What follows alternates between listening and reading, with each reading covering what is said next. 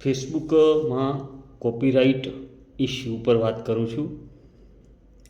ઘણી વખત કેવું થાય કે આપણી પોતાની જ પોસ્ટ કે આપણું પોતાનું ક્રિએશન હોય એમાં પણ કોપીરાઇટ ઇશ્યુ આવતા હોય છે.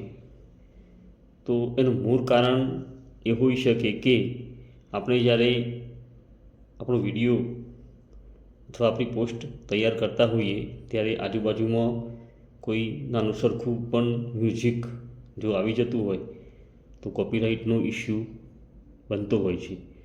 તો જ્યારે પણ આપણે આપણો વિડીયો કે આપણું કન્ટેન્ટ બનાવતા હોઈએ તો શાંત જગ્યા પર બનાવો, આજુબાજુ કોઈ અવાજ કે ઘોંઘાટ ન હોય એવી જગ્યાએ બનાવો તો કોપીરાઇટ ઇશ્યુ આવશે નહીં.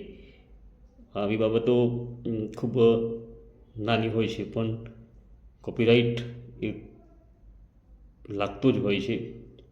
ખાસ કરીને મ્યુઝિકમાં ફેસબુક ક્રિએટરે મ્યુઝિકમાં ધ્યાન રાખવું.